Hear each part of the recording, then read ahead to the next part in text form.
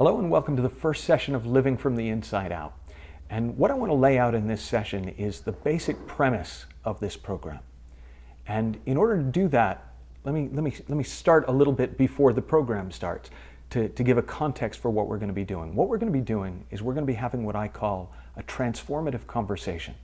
And I call it a transformative conversation because it's a conversation that has a tendency to transform people's experience of their lives for the better.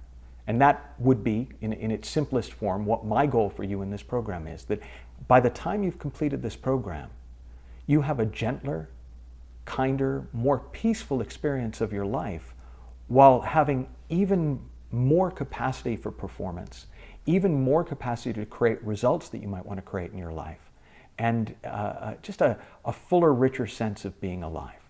Now, in order to do that, we're going to do that by what I call conversation. And that conversation, even though obviously by nature of the program, I'm going to be doing most of the talking, a lot of what's going to make it work is how you listen. And if you listen to the first video that we did, it kind of gave you some ideas about how to listen. But the simplest thing that I can say is listen the way you would listen to a piece of music.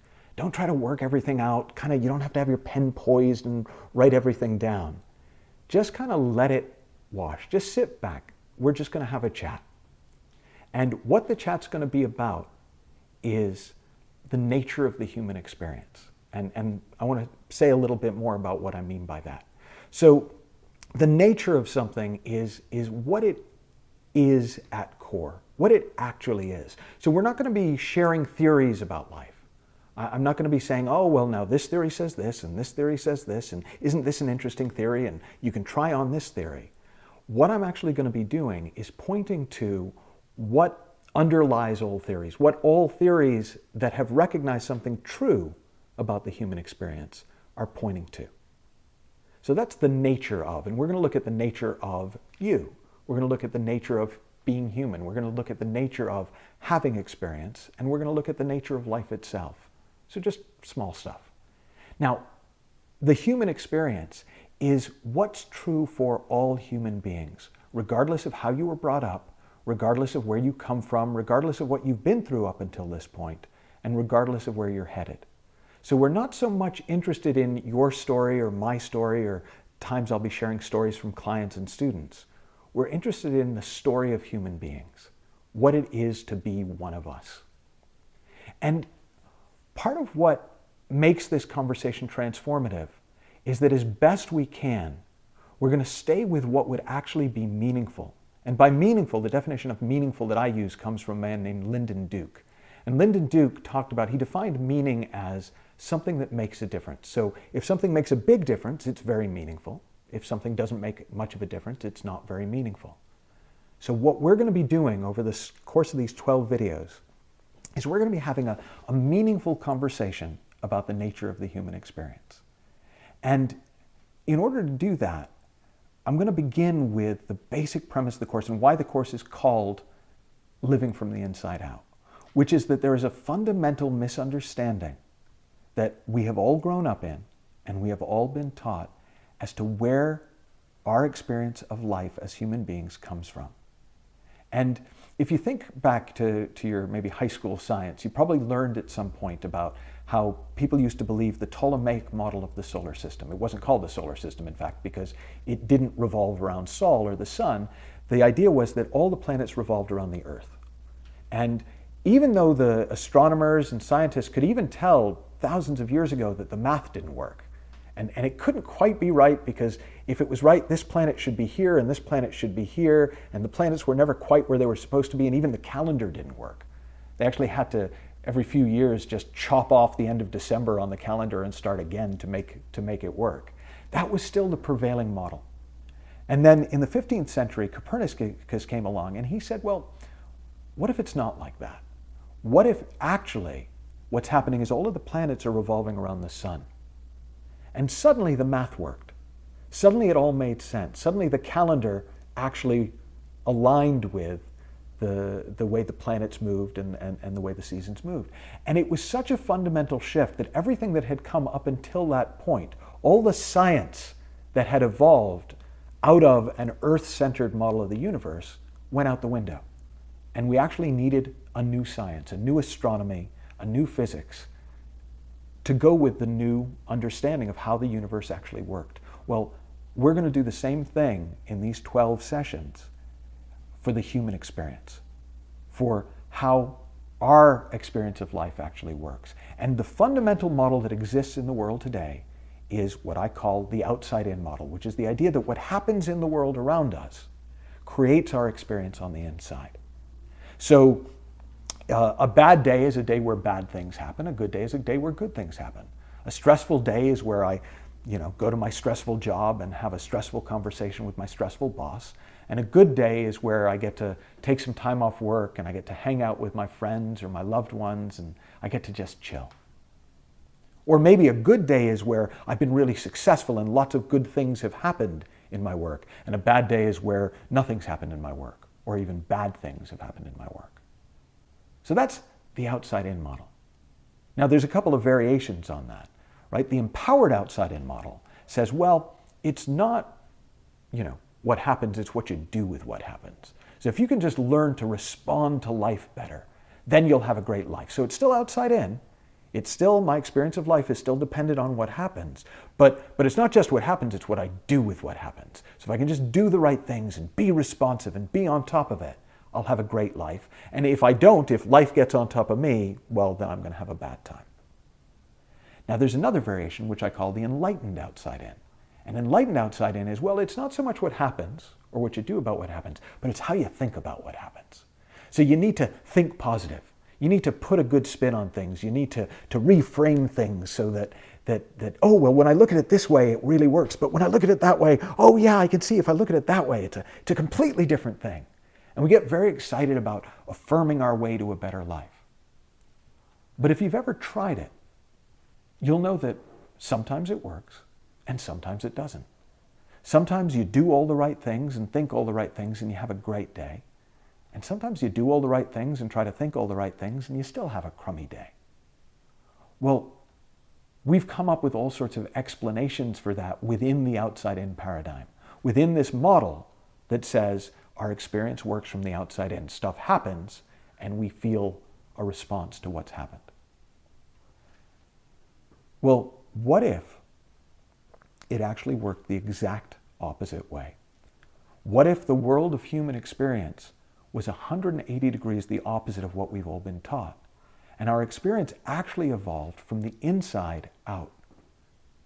That what we were actually experiencing and perceiving, seeing, hearing, tasting, touching, smelling, was a projection of our own thought and not feedback about the world. So one way to think about it is, in the outside-in world, my mind is a camera. And I'm just taking it in, and I'm taking in what's really there, and I can maybe interpret it. I can use my camera. I can frame things with my camera in certain ways to make them look nicer or not so nice. But essentially, what I'm seeing and reacting to is what's really there. Well, in the inside-out paradigm, what we see is that the mind is much more like a paintbrush. That until I create it through thought, all that's there is a formless potential. All that's there is a blank canvas. And in the inside-out paradigm, to put it as simply as I know how to put it, we're living in the feeling of our thinking, not the feeling of the world. So we're seeing our own thinking. We're hearing our own thinking. Our senses are actually being informed by thought. And what consciousness, which I'll talk about more in our second session together, but what consciousness does is it brings that thinking to life. It makes it real. It's like a 3D special effects department. And you've probably had the experience of just daydreaming, where you were daydreaming about something and you started getting really upset. You replayed a conversation in your mind with somebody and, oh, I can't believe they did that. And you got yourself really worked up. And if we had machines hooked up to you, like EKG and EEG machines hooked up to your brain and your body, we'd see you reacting like you were really in a real fight or a real argument. But the truth is, if we had a camera on you, we'd see you just sitting on a bench, because that whole experience was unfolding inside your head, inside your thoughts. Well, what I'm proposing is that the inside-out paradigm is an accurate reflection of how the world of human experience actually works. In the same way as we have now verified, well, actually the planets really do revolve around the sun. we're beginning to verify through science, through spirituality, through all sorts of personal experience, that this is the truth of the human experience. Our experience only unfolds in one way, from the inside out. Now for me, when I first heard this, I was intrigued but a bit suspicious. And I kind of went from 100% outside in, and I conceded 20%. So I said, well, okay, it's mostly what happens to me, my experience of life. But I can see that maybe my thinking has something to do with it.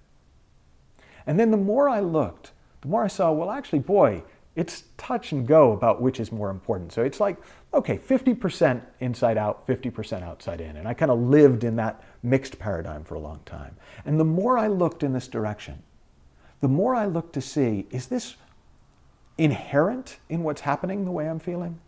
Or is this to do with my thinking about what's happening? In fact, is it just to do with my thinking? Because sometimes it has nothing to do with what's happening.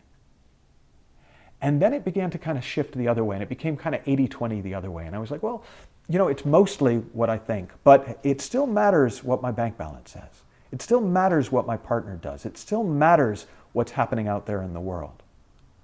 And then I kept looking, and I kept seeing more and more how it couldn't be outside in. That other people in the same situations as me had completely different experiences. And that even I would have a completely different experience of the same event from one day to the next. One day my wife would say something and I'd react like this, and another day she'd say it and I would go, oh, she's having a rough day. One day something good in business would happen and I'd be over the moon. The next day something good in business would happen and I'd go, okay, tick. And I noticed, well, hang on, the same events are happening, but my experience is different. How does that work? And the more I looked, the more I saw, it's always working from the inside out. And it became 95-5, and it became 98-2. And it got to the point where I pretty much knew that it was working inside out, but I just was hanging on to that just in case. Well, I know it's just I'm living in the feeling of my thinking unless something really bad happens. And finally one day I just realized, you know, I wonder what it would be like to go 100-0. I wonder what it would be like to stop holding on to hope that maybe it's something outside. Maybe there is some way that the world can directly impact my experience. And I let go. And I did it as an experiment. I didn't do it because I knew it was true yet. I suspected it, but I didn't know it was true. I did it as an experiment. What would it be like to live in the world as if 100% of my feeling came 100% from my thinking? And that was the moment that my world really began to change. Because as soon as I took on that experiment, the experiment I'm inviting you to take on through the course of this program, what I call the Inside Out experiment, that 100% of your feeling comes 100% from your thinking, you'll begin to notice that everything changes. Now, the way a lot of my clients have put it over the years is actually nothing changes, but everything's different. Because the moment you begin to see that your experience is being created from the inside out via thought, and thought is informing the senses, and consciousness is bringing your thinking to life, so you're experiencing it as if it's real, your relationship to life begins to change. And it becomes much more like living a dream. So in a dream, all sorts of things happen, but it's fluid. And we don't get too caught up in any one aspect of the dream. Well, mystics throughout the ages have pointed to the fact that life is a dream. Sid Banks, who I'll talk about at various times throughout the program, was a mystic who said that life is a divine dream, suspended between the boundaries of time, space, and matter. And that's what we're going to be exploring together. We're going to be exploring, how does that dream unfold? What are the principles behind the human experience that allow our life to unfold from the inside out? And what are the implications for that for how we live our life? What are the implications for that for how our relationships unfold? What are the implications of that for how we deal with money? What are the implications of that for our health and well-being? What are the implications of that for resilience? What are the implications of that for how we create high performance or optimal performance, and for how we navigate our lives and for how we create results in our world? And all of that is yet to come. But for now, for this session, I only wanted to really go back and have you take one thing away from this session. What if the world really did work 100% from the inside out? What if your experience of life was 100% an experience of thought? What if you were living in the feeling of your thinking, not the feeling of the world? Have fun, learn heaps, and I'll talk to you soon.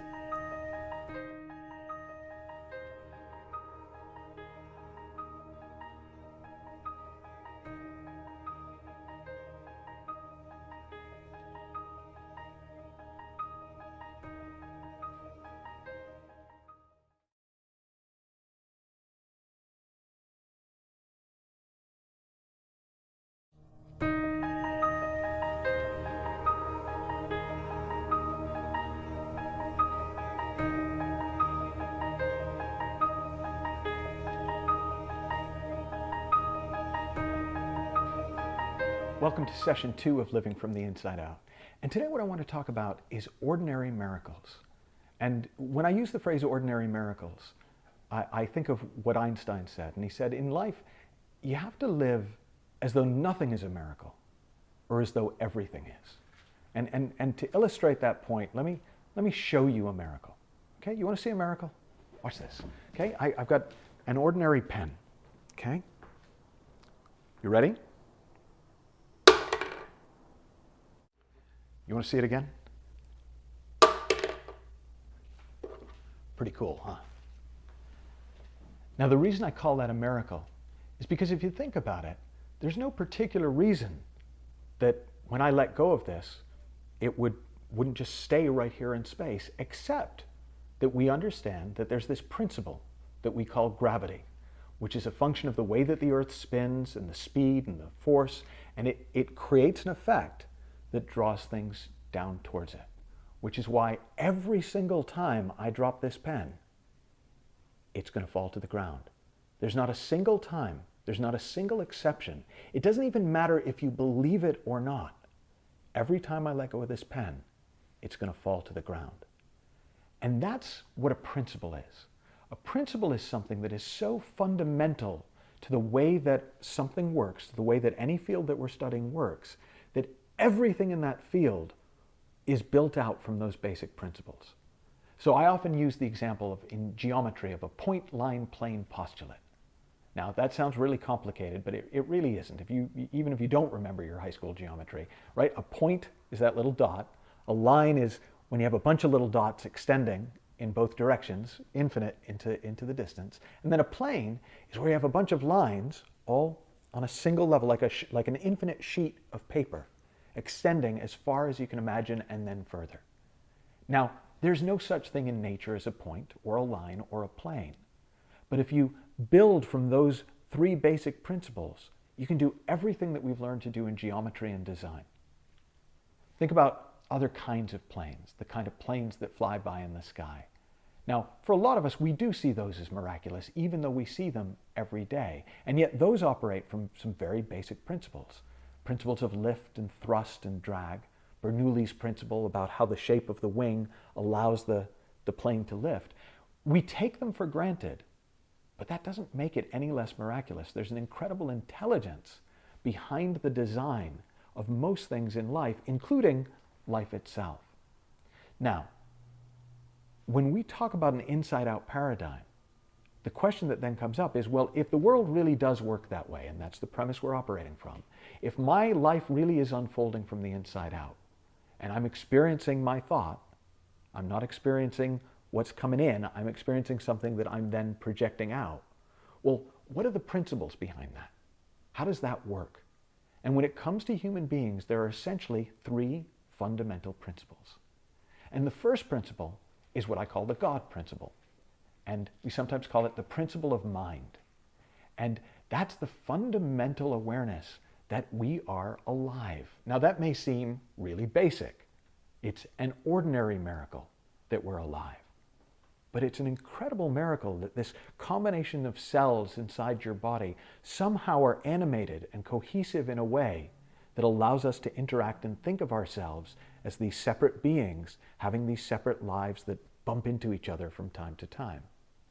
So the God principle, the principle of mind, essentially says that we have life and that there's an energy of life that we are a part of. And everyone agrees on this, right? The scientists, the physicists talk about the energy of life. They talk about the quantum field, right? The mystics talk about the great oneness, the ocean of life. You'll find in any religion, they'll talk about the Alpha and the Omega. They'll talk about God. They'll talk about the Godhead. They'll talk about the totality. They'll talk about the formless and the form. Well, that whole thing, that whole game is the first principle, that we are alive. Now, there's another principle that we're not just alive, we're aware. We have the capacity to experience life. Again, it would be very easy to take that for granted. Right? There's an old Marshall McLuhan saying that, I don't know who discovered water, but I guarantee you that it wasn't a fish. Right? Because a fish swims in water all the time. It's not even aware of water. Well, because we are living in a field of consciousness, we're not even aware that that's going on. But you can become aware of the fact that you have the capacity for awareness, that we are living in this field of pure potential to be aware of anything. It's almost like the developing fluid for a photograph, that whatever goes into it is brought out. And consciousness is infinite, and at a personal level, we experience different levels of consciousness. So we can be conscious of just what's happening in front of us and just what's happening outside us. We can begin to understand more about how things unfold, and we can be conscious not only of what's happening outside us, but begin to become conscious of our own thoughts and feelings. We can begin to become conscious not just of what's going on outside us, our own thoughts and feelings, but of the nature of thought and feeling, which is what we're talking about in this program, of the nature of consciousness, of our capacity to be aware, of the nature of life, that there's this very ordinary miracle that we take for granted, most of us take for granted, which is that we're alive, that we're a part of this larger energy and intelligence of life. And then a third principle, what I call the creative principle, is the principle of thought. And the principle of thought is that we can think anything, which means, because we experience our thinking, we can experience anything. So one way to think about mind is infinite creative potential. And consciousness is what brings that potential to life. And thought is what distinguishes the different aspects of potential. It's been described as the missing link between the formless potential of mind and our actual experience of life. Now, at this point, it would not surprise me at all if you're going, yes, very interesting, very interesting. What's your point? And so let me see if I can simplify it a little bit. If you were to go to a movie studio where they were filming, you would see that even while something very dramatic is happening that's going to be on screen, so maybe a couple is making love, well, if you pulled back, you would notice that while that couple was making love, there were a bunch of people standing around with cameras and sound and lights and all sorts of other equipment. And if you went even further out, you'd see there was a whole crew setting up food and doing other things. And if you went around, you'd find props, and you'd see that there's this whole thing going on behind the scenes. And what we see on the screen is just a tiny, tiny bit. It's just like an end result of what's actually going on the movie set. In the 19th century, the Lumiere brothers presented one of the first examples of cinema. And it was a very simple shot of a train pulling into the station. So the camera was just there, and the train sort of came straight towards the camera. And people sat in the cinema, and they'd never seen a movie before. It's hard to imagine what it would be like to see a movie if you've never seen one before. But what happened is, as the train came into the station on the screen, half of the audience ran out of the cinema screaming in terror, because they didn't have any way of processing the difference between what was happening up on the screen and what was real. Well, the same thing is true in our experience of life. Because we aren't aware of the ordinary miracle of thought and how consciousness brings thought to life, we get fooled every time. And these projections of our mind, like those early movies to people who've never seen movies before, we experience them as though they're real, and we get terrified of the scary ones and excited about the exciting ones, and we fall in love with the beautiful ones. But the moment that we begin to understand how a movie works, our experience is forever changed. Now, what's interesting is I've spent time on movie sets. It doesn't ruin your enjoyment of a film. In fact, for most people, it deepens their appreciation of how much goes into it. And it's the same with ordinary miracles. As you start to look around your life and you start to see all the ordinary miracles that are unfolding all the time, the miracle of being alive, the miracle of having this capacity to experience, and the miracle of thought, that we have this power within us that allows us to take this pure, formless energy of life and create any experience that you can imagine from it. Life starts to feel like a much richer place. And like Einstein said, you get to start to live not as if nothing is a miracle, but as if everything is a miracle. And as we go on through the program, I'm going to be talking more about how these three principles connect to create your experience of life and to bring experience to life from the inside out. I'm going to give you a little homework assignment on this one. I'd like you to come up with an analogy of how mind, thought, and consciousness work together to create experience. And I'm going to give you one to start you off. Okay, and I'm going to stick with the movies. So imagine that consciousness is like the projector. It's just like a pure white light. And whatever you put in front of that projector gets shown up on the screen. And that screen would be our experience of life. Well, the film, what's going in front of that light, that's thought. And whatever film you put in front of the light, that's going to be what your experience. So thought and consciousness are going to work together to create your experience up on the screen. Well, what powers the whole thing? Well, the energy behind the whole enterprise is the electricity. It's the life force of the projector. It's what allows consciousness to work. Because if the projector wasn't on, if there was no power, you could have the film, you could have the projector, but you wouldn't have experience. It takes all three working together to create your experience of life. So that's your homework, is to really just see what you can come up with as an analogy for how these three principles work together to create our experience of life. Have fun, learn heaps, and I'll see you in the next session.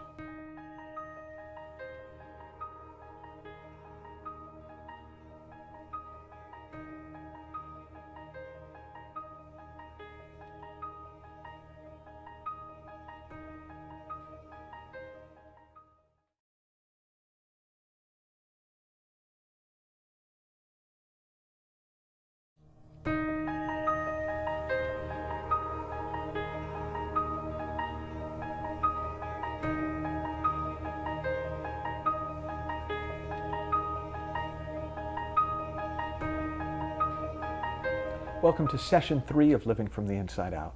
And today what I want to talk about is what I call your factory default settings for life. And in order to give you an example of what I mean, I'm going to share a little bit of my story. Now, it's 1986, and I was not a happy kid. I was a depressed kid, and I don't know, didn't feel to me particularly that it was because I wasn't useful. I was loved. I was, surrounded by friends. I had no external reasons for being so unhappy, but I was so unhappy that I had a thing I now know is called suicidal ideation, which meant that I thought about killing myself a lot, all day, every day, ongoing. Now, this wasn't as much of a problem as you might think most of the time, because I had stuff to do, I had classes to go to, I had friends, but it was always going on in the background, and when it would get quiet outside, it would get really noisy inside. And this all came to a head in October of that month when I had what I now know is called a psychotic break from reality. Now, if you want to get a sense of what that was like, imagine being in my dorm room on the 4th floor and a giant vacuum cleaner appearing in the sky and sucking your heart out of your body and out the window. Now, this was actually terrifying to me because it really felt like it was happening. And I hung onto the wall of my dorm room and there was a phone there. And I reached down and I dialed the number for the suicide hotline, which I knew. And I got a busy signal. Now, even then, being sucked out the window by a giant vacuum cleaner from hell, I found that funny. Like, I cannot imagine what anyone could have said to me that would have done more good for me than that busy signal, because it just kind of popped it in my head. And it just I just popped out of it for a minute. And it didn't seem so compelling. It didn't seem so real. And I was able to reach down and phone a friend who lived on the first floor. And she came and got me. And eventually I fell asleep. And I woke up the next morning and I realized something that was kind of profound. I didn't want to kill myself. So it seemed to me that the way life worked was a continuum. And it unfolded from misery to joy. And the game of life was to try and spend as much time on the joy side and as little time on the misery side as possible. And the first thing that I knew to do in order to do that was to try and get better stuff. So I thought, well, maybe if I get the right stuff, then I'm going to get to experience more joy. And if I don't have enough stuff, then I'm going to be stuck in misery. So I set about accumulating stuff and setting goals and making plans and doing all the stuff to get stuff. But I noticed that even when I started to have stuff, some days I was still miserable, and some days I would experience joy. And there didn't seem to be any direct correlation between how much stuff I had and how joyful or miserable I was. And it was the same thing when I looked around me. I saw even the people in society who had the most stuff. Some days they were pretty miserable, and some days they had joy. So I kind of figured out, well, it can't work that way. So then I thought, well, maybe it's not stuff. Maybe it's what I do. Maybe if I could be a good person, that what I do, there's certain things that I do that will bring me joy, and there's certain things that I do that will make me miserable. So I developed something I called behavioral Prozac, a set of things that I would do every single day to try and live in more joy and less misery. And I noticed that some days, even though I did all the right things, I still felt pretty miserable. And some days, even before I did any of the right things, I just woke up in a nice feeling, in joy. And so then I thought, well, okay, if it's not what I have or don't have, and it's not what I do or don't do, maybe what's really going on is it's what I think. So maybe if I just think the right things, then I'll have joy. And if I think the wrong things, then I'll have misery. So I got really into positive thinking, and I tried to affirm all the good thoughts. And I tried to be very careful not to have a negative thought. I found myself getting very tight, very wound up, because I was trying to have like thought police in my head. And if you've ever had that experience of the police in your head, it's like you walk around like this, and your world kind of shrinks because you're trying so hard to control. And funnily enough, what changed it for me was the day I gave up. I gave up trying to get the right stuff because it was just too much work. And I gave up trying to do the right stuff and be the right kind of person because it was just too hard. And I gave up trying to think all the right things because I just couldn't do it anymore. And to my surprise, almost immediately, I started to feel well-being. And I realized that the way it actually works is more like this.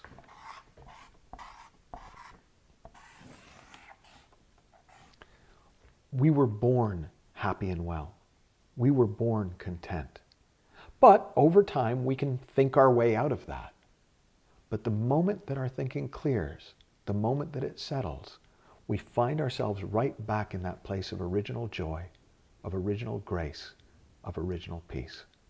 A client actually came to me once, and I tell this story in the book. And he came to me and he said, I really want you to help me to be happy. I really feel like I deserve happiness. I've done so much. I see people all around me who are happy. And why can't I have some happiness? Can you teach me strategies for happiness? And I, to my shame, burst out laughing. Because when he said it, all I could hear was somebody coming in and saying, I really want to have a nose. I see people all around me that have noses, and I don't know, maybe I was born without one, maybe I used to have one, but my parents beat it out of me, but I really want to have a nose. Can you teach me some strategies for having a nose? Well, the truth is, you were born with a nose. You were born in well-being. You were born in this innate capacity for joy and peace that we're calling mind and consciousness. And while your personal use of thought can at times take you away from it, the moment your thinking settles, you go right back to that innate sense of peace, that innate sense of well-being, and that innate sense of joy. Now, this has some pretty interesting implications for how we live our lives, because it turns out that the vast majority of what we do in life is an attempt to experience less of the misery and more joy. And as long as you think that there's something that you need to do in order to be happy and loved and complete and whole, there's going to be an awful lot of doing in your life. And the moment you see that it's your default setting, the moment you see that we return to clarity, we return to peace, we return to well-being, you stop having to do anything because you already have what you're seeking.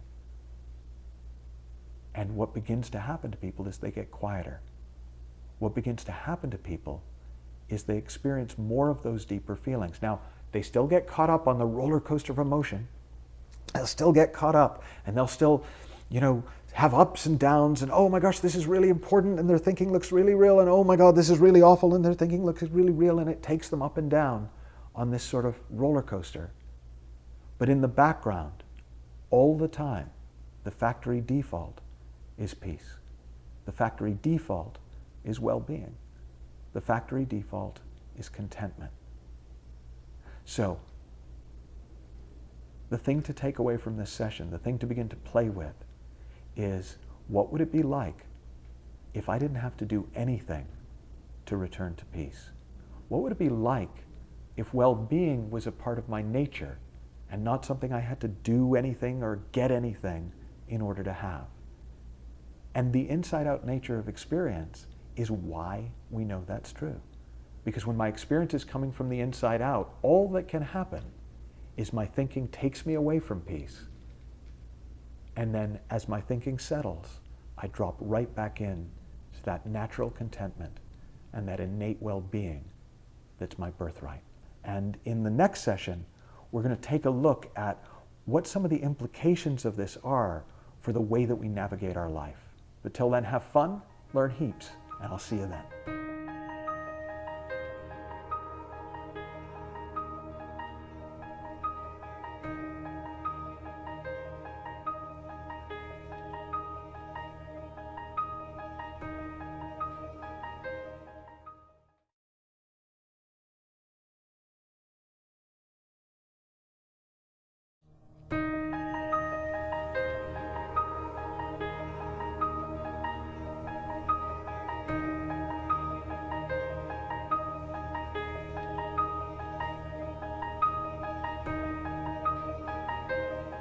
Welcome to session 4 of Living from the Inside Out. And what we're going to talk about in today's session is the difference between intelligence and intellect. Now, I come from a family where intellect was really highly valued. My mom was a professor of organic chemistry, the degrees from the University of Brussels. My brother went to MIT for physics when he was 16. My sister went to Harvard. And so in our family, we grew up really leading with our intellect. And because we had well-developed intellects, we did well in the world. And I remember when I first started to quiet down, when I first started to see the inside-out paradigm and how my experience was being created all the time from the inside out, and that I was always living in the feeling of my thinking, not the feeling of the world, my intellect started going crazy. Because it's like, well, hang on, what about me? I've been running the show all this time. This stuff, it's all getting a little too quiet in here. Let's go out and study something new and learn something new and master something new. And I carried on like that for a time until I remember talking to somebody who did this kind of work, worked with the inside out and the 3 principles. And she said to me, well, I can't help notice how busy your mind is. And I said, my mind's not busy? What do you mean busy mind? I don't have a busy mind at all. In fact, since I've started studying this stuff, my mind's slowed down completely. And she said, well, it might be slower than it was when you started, but to me, it still seems like it's going really fast in there. And I kind of thought, well, hers is just too slow. That's the problem. And anyways, it's the speed of my thinking. It's my ability to think like this, that's been my edge. And as we kept talking, something happened. At one point in our conversation, it just got quiet up here. The thinking settled. It wasn't something I did, it wasn't something she did. It's just natural. Our thinking settles when we aren't doing things to rev it up. And when my thinking settled, I was overwhelmed by peace. I was overwhelmed with a beautiful feeling. And it got really, really quiet.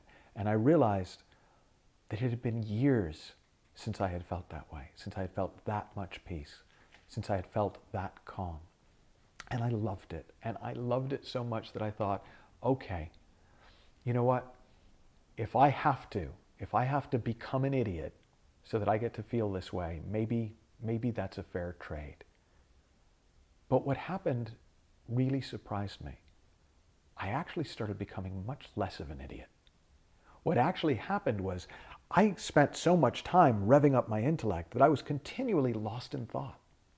So I was continually not noticing what was going on and around me, and I would bump into things and bump into people and get into arguments without even really knowing what was going on. Because what was going on in my head was so busy that I had no awareness of what was going on in the deeper feeling of my life, in the deeper feeling of my experience. And when it started to quiet down, I found that instead of getting stupider, I got smarter. But it wasn't that my intellect had changed. It was that I had opened my mind up to a deeper intelligence, what I'll call the innate wisdom that we all have access to. And it's that innate wisdom that in your moments of insight in your life, and maybe there's only been 2 or 3 that you can think of, but those moments where you just suddenly knew to do something, maybe to make a change in career, maybe to make a change with your partner, maybe to make a change in your life, you just somehow knew something you couldn't possibly know. Well, that was that deeper intelligence of life, the intelligence of mind coming through. And I sometimes think of it like a pipeline for fresh thought. That our mind is this pipeline. And when we don't have it all clogged up with all the noise in our head, when we're not thinking about this and thinking about that and trying to work out this and trying to work out that, this deeper intelligence can come through. Our own wisdom can come through. And instead of having, 1 or 2 insights in a lifetime, we start to live insightfully. We start to get messages and whispers and insights and fresh ideas on a regular basis. And once you start having those insights, there's no going back. People sometimes say to me, well, I'd like to be able to trust that, but I don't know. I'm going to hang on to my intellect because I'm not sure about that. And my experience, I totally understand that, but my experience is different. And an analogy I'll sometimes share is imagine that you're an art dealer. And imagine that some eccentric millionaire comes to you and says, I want a Picasso. I really want a Picasso. Here's what I want to do. I'll give you as much money as it takes if you can source me a Picasso. But I don't want just any Picasso. I want one that hasn't been on display. So you do your due diligence, and sure enough, you track down a Picasso. You track down a Picasso that's been privately owned by a family in Amsterdam, and it's going to take a couple of weeks to establish provenance and to get it shipped out. And it's going to be a $30 million transaction, and you're just pleased as punch because you've figured out your commission on this and you're going to do very well. And so for a few days, you're just excited. You're in the feeling of that thinking, but it's great thinking. So you're really enjoying that. And then it starts to dawn on you, well, what if the painting doesn't arrive on time? What if it's damaged? What if it turns out not to really be a Picasso? And you start to kind of get insecure and you start to worry and you start to panic and you start to have a lot of thinking and you can't get hold of the person that you bought it from because they've gone away somewhere and there's no way to track it. And so you just have to wait because it's either going to arrive on Friday or it's not. Now, if you imagine that scenario and you imagine all the things that you would think of to try to do, I'm going to guess that one thing that wouldn't even occur to you is on Thursday night, it would never even occur to you to run downstairs, grab an easel, and try to paint your own Picasso in case the original doesn't show up.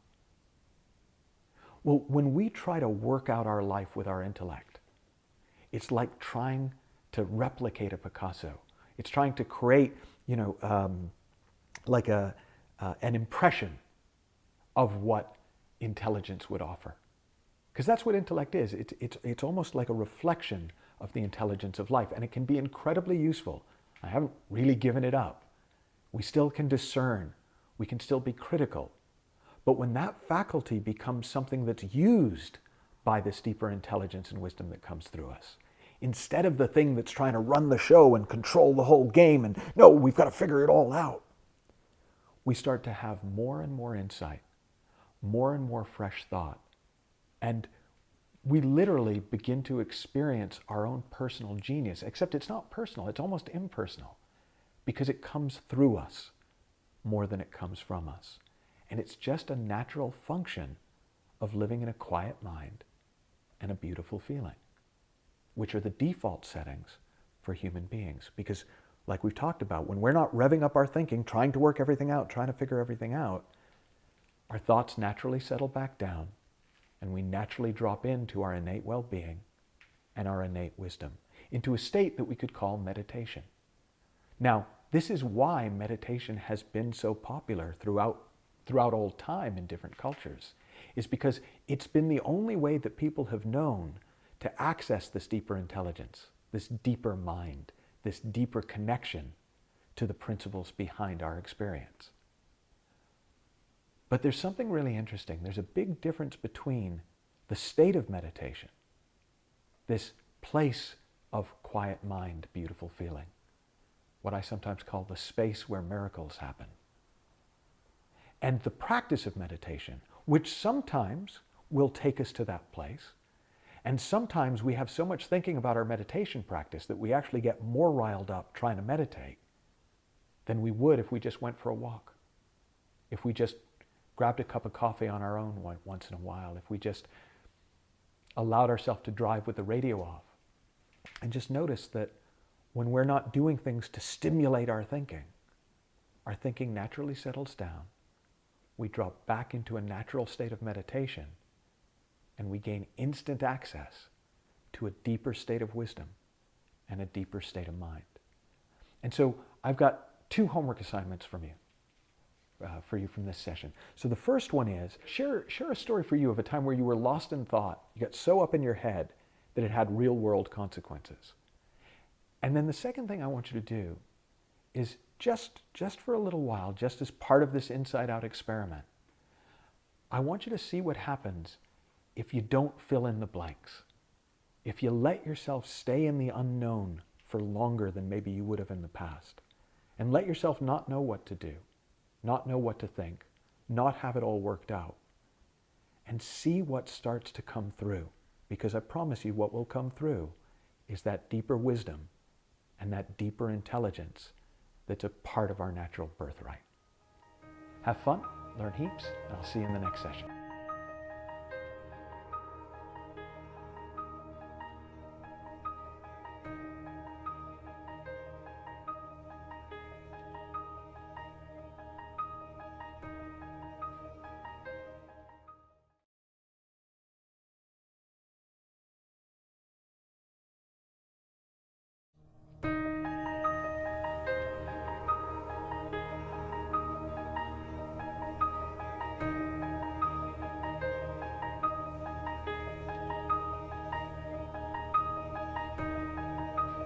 So welcome to session 5 of Living from the Inside Out.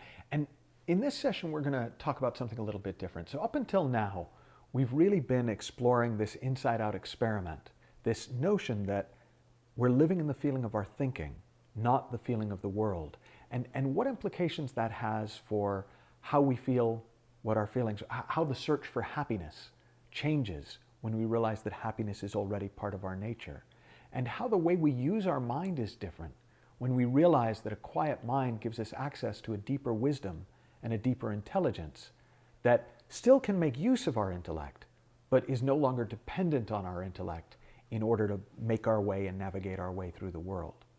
Well, what I want to talk about in this session is performance. So most people are familiar with the word flow, and hopefully you're also familiar with the experience when you're working on something and it's just flowing. It's so natural. Everything is just when you need it, the right thing happens, and just when you need a word, the right word comes out, and somehow it's a beautiful feeling. And musicians talk about being in the groove, and athletes talk about being in the zone.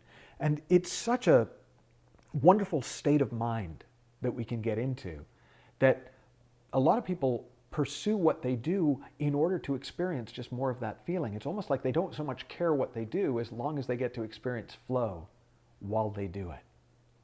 Well, it turns out that flow is another way of talking about the natural capacity of the mind to flow with unfolding wisdom.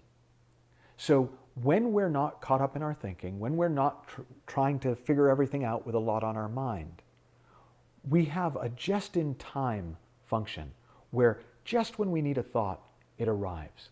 So it's almost like if you imagined peace of mind at being 0 to 50 thoughts per minute. And I'm making that up. It's not really 0 to 50 thoughts. But there's not much going on in your mind and you experience peace. Well, flow is when your mind is going just a little bit. Maybe you're having 50 to 150 thoughts per minute, but it's just the right thoughts. It's just the relevant thoughts. You're not in the middle of playing a beautiful violin concerto thinking about lunch. In fact, you're not thinking about much of anything, but somehow you just know what to do next, and it unfolds. People love this state, and it is our natural state. In other words, when we're not up there trying to make ourselves perform a certain way, when we're willing to approach any task without much on our mind, we naturally spend time in that flow state. And I tend to talk about that flow state as being online. And I use that analogy because it's like using a computer online. If you do a search in your computer and it's offline, all that's going to come up are the answers that you've already got, the things that are already stored on your hard drive. But if you do a search online, you have access to all possible information that's available. And it's sort of like a cosmic computer that our mind is plugged into, this deeper intelligence. Because when you approach something without much on your mind, anything can come through. It's part of the infinite creative potential of mind. It's part of that creative capacity of thought, that we can think anything at any time. And when we don't have a lot on our mind, just the right thought tends to come up exactly when we need it to move us forward. Now, when we're performing online, when we're doing whatever it is we're doing in that flow state, it's easy. We can take on anything from that place, and we're going to do it as well as we are able to do it, given our skill level, given our knowledge. So it doesn't mean we might not have learning curves, but it does mean that we've got the best shot at doing the absolute best that we're going to do. But the second we go offline, the second we go back up in our head and get lost in thought and start trying to work out how to do stuff and what to do next, we get clumsy. We start tripping over our own feet. You know, Mark Twain said that if people learn to walk and talk the way we teach them to read and write, everybody would limp and stutter. Because when you're thinking about it, you can't do it. As soon as you don't think about it, as soon as you take it off your mind, that natural capacity that we have allows you to do it effortlessly. And when you are online, when you are performing online, whatever it is that you're doing, it has an effortless quality to it, a natural quality to it. And the reason that we don't experience it all the time is simply because we think we have to think about it. You know, I remember once I was learning to putt in golf, and we did a really interesting experiment. They put a ball right by the hole and said, okay, the match is on the line, hit it in. And of course you hit the ball in because it's right on the hole. And then they moved it a foot back, and then 2 feet back, and then 3 feet back. And what they said is, notice at what point do you start to think about the ball before you hit it?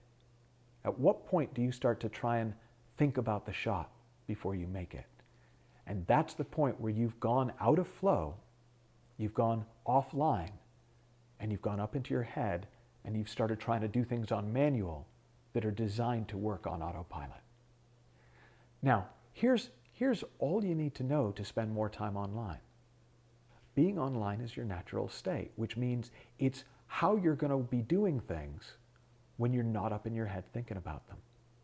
There's nothing to do to get online, but what's going to happen is from time to time your head's going to get filled up with thought. It'll take you offline. And if you know that, it's just like where you've got a variable signal for your internet. Is, you know what, the signal will cut out. But if there's nothing for you to do to get the signal back. It will just come back when it's ready. And if you just carry on, even when you're offline, you'll be back online before you know it. You don't have to stop doing everything and go, oh, I've gone offline, I can't do it. It's much simpler than that. You're just going to wind up spending more and more time online, more and more time in the flow, more and more time in the zone when you approach things with that simplicity of not a lot on your mind and just being present to what's going on around you. Now, there's one other piece of this that's incredibly useful. which is when you can start to see that you've gone offline, you can kind of hold back from extremes. Because one of the things that happens is when people's minds go offline, that's when it suddenly seems like a really good idea to confront that problem you've been facing. It suddenly seems like when you're offline, like now would be a really good time to change everything about your life once and for all. And in fact, what that's telling you, that sense of, okay, I've got to do something about this now, all that's telling you is you've gotten caught up in your thinking. You've gone offline. And if you just ride it through, you'll be back online before you know it. But if you do try to answer the call, if you just try and go, okay, no, I've got to stop and figure this out, you're just going to get further and further and further offline.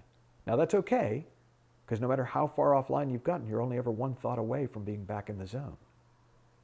But if you start to notice, we each have our own little rumble strips, our own little signals that let us know when we've lost our way. And if we're aware of it, we'll do less damage. We're less inclined to mess things up when our mind isn't working in that kind of natural flow. And that's your homework for today's session, is I want you to write down 3, 4, 5 things that for you let you know, oh, this is like an early warning signal that I've gone offline. For me, one of them is my sense of humor goes. Things stop seeming funny. Most of life seems funny to me most of the time. But when I go offline, when my thinking starts revving up, things aren't funny. They're very serious. They're very important. And that just lets me know, oh, I've gone offline. There's nothing I have to do. In a few moments, in a few minutes, in a few hours, I don't know what it'll be, I'll be right back in the flow. What are your rumble strips? What are the things that will let you know you've gone offline?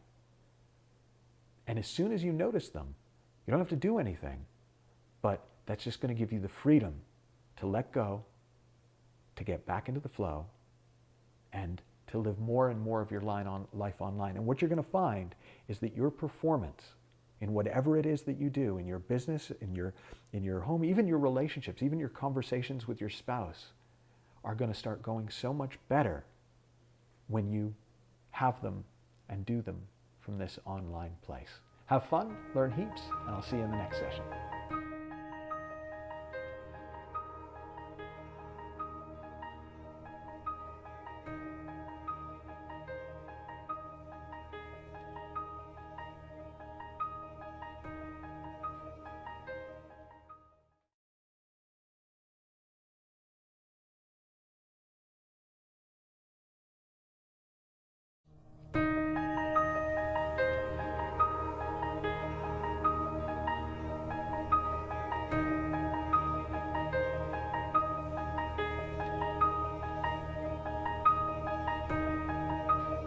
Welcome to session 6, and in today's session we're going to be looking at creating results. And in particular, what we're going to be looking at is how does the whole game of creating results change in a world where your experience unfolds from the inside out. And the most obvious place it changes is your relationship to those results. Because in an outside-in world, creating results is about the most important thing you can learn how to do. Because your experience, or so it seems, is dependent on your circumstances, on the results you create, then if you could consistently create better results, then you'd have a better life. And if you can't create very good results, then you're going to have a worse life. But in an inside-out world, where your experience of life is an experience of your thinking, and your thinking is an independent variable, it has no particular bearing or relationship to what's actually happening in an outside world. It's a self-contained system of thought, feeling. Well, then results take on a very different hue, because essentially, results don't matter so much. And by way of an example, let's say that because you're such a charismatic, good-looking person, I'm going to give you a job working in my casino. And what I'm going to do is I'm going to pay you $500 a night just to gamble. Because I know that when people see you having fun gambling, they're going to have fun too. So here's how it's going to work. You're going to come in at the beginning of the night, and I'm going to give you $50,000 in chips. And your only job is to play and to really enjoy playing.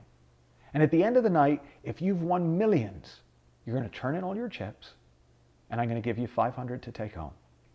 And if at the end of the night you've lost everything, you're going to go up to the cashier's desk, and they're going to give you your $500 to take home. you're playing with the house's money. Now, take a minute to think about how free you would play if you really were playing with the house's money. If there really was nothing at stake because you knew that you were going to walk out with your take no matter what actually happened. Well, that's the closest analogy I can find for how it works in the real world when you begin to understand the inside-out nature of experience. You come in with well-being. You go home with well-being. You come in with wisdom. You go home with wisdom. You come in with clarity, with joy, with love. You go home with clarity and joy and love. But while you're in the game, you get to play. And if you play with the house's money, if you play your life full out and fearless, you're going to find yourself playing a lot more games, and you're going to find yourself playing them with a lot more creativity and a lot more enthusiasm and a lot more engagement. And it turns out that's what happens. So when Nina and I, when the kids were little, we would take them to sort of the school fairs, and they would do three-legged races and the spoon race where you balance the egg on the spoon and try and race. And we'd cheer them on, and if our kids did well, we'd go, yay, let's go get some ice cream. And if they did really badly, we'd go, oh, let's go get some ice cream. And I call that state of mind that pretty much any parent probably recognizes joyful indifference. Because essentially, you know it doesn't really matter how the game turns out. But if you play to play, if you play and have fun playing, it just makes life richer. And that's what the game of creating results starts to become in an inside-out world.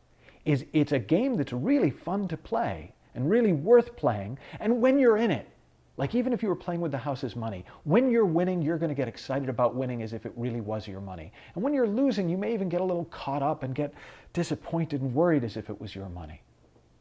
But because at the end of the day, you know it was the house's money. You know you've already got what you came for because you came in with it. It's already in your pocket. You know you've already got your well-being. You've already got love. You've already got peace. You've already got the things that all the outside-in people are chasing in the world to try and get the stuff that they think that will get them the feelings. You're free in a way that you may never have been free since you were a kid to play absolutely full out. Now, does that mean when you play absolutely full out, you're always going to win? No, it does not. It means you're going to win more often than if you play tentative. Right? I worked with a theater director once who said, don't play tentative. Who wants to have tentative sex, right? If you play full out, you're going to get more out of the game and you're liable to do better in the game. But you know what? Just like in the casino, some stuff's just not in the cards. Sometimes it's not going to bounce your way. Sometimes, even if you do everything right, it's still going to turn out different to the way that you want it. But instead of that being bad news, with an inside-out understanding, you can see that not only is that just the truth, but it's also freedom. Because if I don't have my well-being on the line, if I don't have my happiness on the line every time I play, then I can take on any game, even games that I'm pretty sure I'm going to lose up front. Right? There's an analogy I sometimes use. Two tennis players, okay? One of them has a 50-0 record. He's won 50 times, hasn't lost a single match. Another one has won 20, lost 30. They're going to play each other. Who do you think the odds favor? Well, most people think the odds favor the person who's 50-0. But what if the person who's 50-0 has won all their matches against little children? And the person who's 20-30 has won the 20 matches they've won against the top players on the tour? Well, suddenly now you see, the results that we create, whether we think we're a winner or a loser, are a lot more a function of the level of competition we've been playing at and the games we've been choosing to play than they are any statement about our innate possibility, our innate potential, or an innate capacity. So again, when you start playing the game of creating results from the inside out, what you begin to see is it doesn't matter to play a game that I'm going to win. It doesn't matter to try and, I'm going to play every game to win and I'm going to put my back into it and I'm going to do it. Because the truth is, the team with the best players usually wins. And the greatest coaches in sports, one of the greatest coaches in all sports actually, John Wooden, was the person who actually said that. He said that my number one rule of coaching is that the team with the best players usually wins.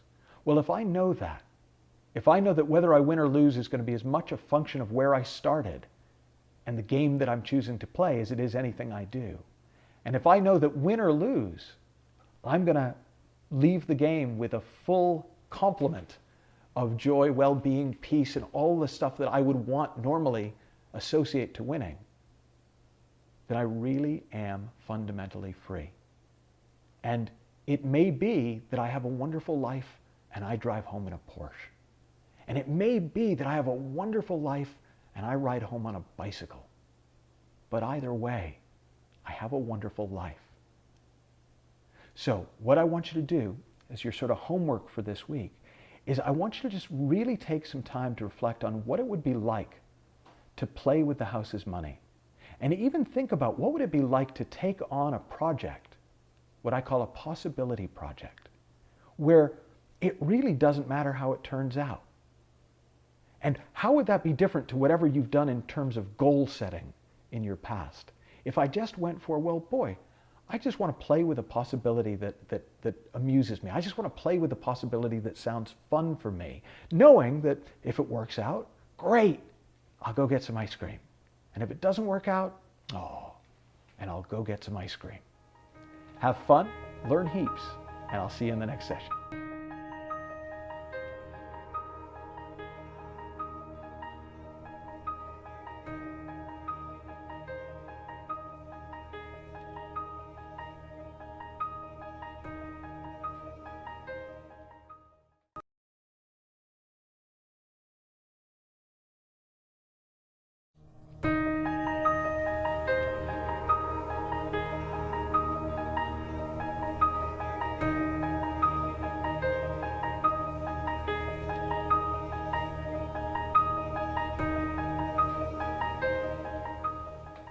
Welcome to session 7. And what we're going to talk about today is something that comes up for a lot of people once they've spent a little bit of time exploring their world from the inside out. And what often happens is people will begin to experience, and I hope this is true for you, they'll begin to experience some of those quieter feelings, some of those deeper feelings. And they may even experience moments of insight where they suddenly see things that they've looked at for ages, but they see them in a whole new way. And at some point, people start having an experience that I used to call absence of, because they come in and they say, well, okay, this is all very interesting. And I go, well, what's wrong? And they go, nothing's wrong. And I go, well, are you upset? And they go, no, I'm not upset. And when I keep asking, what they wind up saying is, well, I'm worried that I'm not worried enough. I'm a little confused. I'm a little disoriented because I'm used to really worrying about stuff, and I'm just not that worried about stuff. And I'm worried that if I don't start worrying soon, I'm going to just disengage from life. I'm never going to do anything. I mean, these feelings are beautiful and everything, but I mean, I'm not going to do anything. If it doesn't matter what results I produce, well, then why would I ever do anything? And that's a really useful place to get to in this conversation. Because when you get to that place, you're now kind of have the basis to explore something that really opens up your life in a way that you may have never even considered. And that's what we're going to talk about, is the sort of different paths that people can take through life. And most of us, the first path we learn to take through life is what I would call the path of the victim, where it feels like we have no choice about what to do.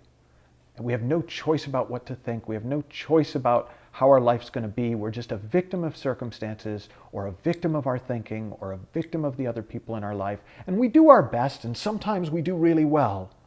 But essentially, we have no choice but to go through life doing the best we can to cope with the hand that we're given. Now, as it happens, you can be a pretty successful victim, right? Sometimes the hand you're given is pretty good and you do pretty well. But somebody who succeeds on the path of the victim still feels like a victim, because they know that but for the hand they were given, it's nothing to do with them. And so they still feel hopeless. They still feel helpless. If they're very successful, they still feel incredibly insecure that they might lose everything that they've got because they don't feel like they earned it. Well, at some point, a lot of people find out that there's a second path. And this is what I call the empowered path. Some people call it the path of the owner, and they contrast the owner and the victim. But on the empowered path, I have choice. And I start to see that I always have choice. I have a choice about what to do in response to what happens, or I have a choice about how to think about what happens, or maybe even all I've got is a choice about my attitude, whether to accept what happens or to fight against it. But from that empowered place, we start to see there's a lot we can do in this world.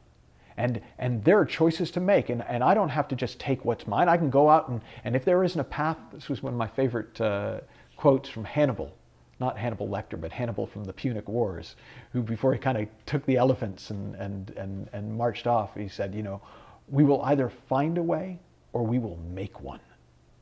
And it's great, and it feels really good, especially if you're a guy and you like that testosterone feeling. Like, that's the empowered path. We're going to do this. If it's to be, it's up to me. And the thing about the empowered path is it is exciting. And it's what we call the hero's journey. Because when we're on the empowered path, right, we overcome the odds and we fight the dragon and we beat the dragon and we come home and we get the girl, or we're rescued by the prince, and life is great. But what happens on the empowered path is we start to get tired, because constantly fighting against life is tiring, and constantly trying to be in control of everything that happens is tiring. And over time, most people who take the empowered path, even if they do all their work to relax and practice, okay, I've been doing it, so now I've got to empower myself to relax. Okay, oh yeah. And if you get caught up in the empowered path, at some point, you're almost certain to get burned out. You're almost certain to get exhausted. And so for me, I always thought those were the only two choices. As a victim, you really have no choice about what to do. When you're empowered, it's all about choice. But what if you were to walk the enlightened path? What if instead of trying to be the predominant creative force in your life, you recognize that the predominant creative force in nature is nature itself, is this intelligence behind life, is this deeper wisdom that we automatically tap into when our own thinking gets a little bit quieter and our own feeling gets a little bit sweeter. I sometimes call it the path of the soul, because it almost feels that when you're following wisdom, instead of trying to reach one goal on the outside to change your circumstances so you can change your life, when you go from being goal-oriented to inner-directed, the path that unfolds so perfectly, it's almost as if your own soul was laying that path out, one brick at a time. And what's really interesting is when you start to walk the enlightened path, you're not the victim of your life, and you're not the creator of your life. You're a conduit for a deeper force, for a deeper wisdom. And it's not the helpless no choice of the victim, and it's not the empowered choice of the owner. You're back to kind of having no choice, but not because you're a victim. Just because why would you ignore wisdom if wisdom is laying out the path for you one step at a time? Now, you can. If you want to assert your free will and ignore wisdom and go do what you know not to do, you absolutely can do that. No one takes that power away from you. But as you get more in tune with the unfolding of your own spirit, with the unfolding of this deeper intelligence, with the unfolding of your own life, you're just less and less inclined to ignore it. I was working with a client once, and she was very proud of the fact that she lived as best she could a guided life. And she had a bumper sticker on her car that said, "God is my co-pilot." And she was a lovely woman, and she came to me because she said, "It's been great, but I've now hit a point in my life where I'm in a real crisis, and I don't feel guided anymore, and I don't know what to do." And I knew that what happened was she'd gotten up in her head. She had a lot of thinking about this particular situation, so she just wasn't hearing that guidance that she was used to following. But what I did is I suggested to her she might want to get a new bumper sticker. And I said, the bumper sticker you might want to get is one that says, "I am God's co-pilot." Because on the empowered path, wisdom is a resource that we use to achieve even more. But on the enlightened path, wisdom itself is guiding the way. Another story I tell is of an Air Force pilot. And he was very concerned that he wasn't doing enough to change the world and that things weren't progressing quickly enough. And in his case, I used a slightly different metaphor. I said to him, when it comes to life, you're not the pilot, you're the plane. And when we begin to see that possibility for ourselves, it's not a requirement, but it is a whole new way of being in the world and navigating your life. That you can navigate your life by wisdom. That you can navigate your life by listening for that inner guidance and following it and allowing it to unfold through you. There comes a time where you wouldn't even consider going back to empowerment, and you're so far beyond victimhood that that's just not even on the menu anymore. And it all comes from that simple understanding that we've been coming back to again and again and again throughout this program. You're living in the feeling of your thinking, not the feeling of the world. So you don't need the world to be a certain way in order for you to experience the richest, fullest life that's available for you. I sometimes use this example. Imagine that you're a coach, that you do what I do for a living, and you coach people around this. And a client comes to you because he wants help with his carpentry business. He's taken over the family carpentry business. And his dad's been in the business for ages, but now he's going to step up and he's going to take it over. And he really wants to move it into the new millennium and modernize it. And you work with him on business strategies, and it's all very exciting. But something's not quite right, and you can tell. He's doing all the right things, and he's saying all the right things, and he's a lovely guy. But something just doesn't feel right, and you can't figure out what it is. And so you go back to your client intake form, and you look, and to your surprise, you see that his name is Jesus, and he's from a small town in the Galilean region of Israel called Nazareth. Now the question is, do you really want to help him build a more successful carpentry business? Because that would be the empowered path. Henry Ford once said, he said, if I gave my customers what they wanted, I would have built a faster horse and buggy. The enlightened path is a path that unfolds through you, and it is available for you to step onto at any moment. And the beautiful thing about it is you could step off 1,000 times and you'll never be more than one thought away from being right back into that perfect unfolding, right back into that step-by-step, wisdom-guided, rich experience of being in the world. So that's your homework. Your homework for this session is just to experiment with that for yourself, to see what happens if you, and in a more conventional language, you could call it let go and let God. But in my language, what happens if just for a little while you stop trying so hard to be the pilot and you let yourself be the plane? Have fun, learn heaps, and I'll see you in the next session.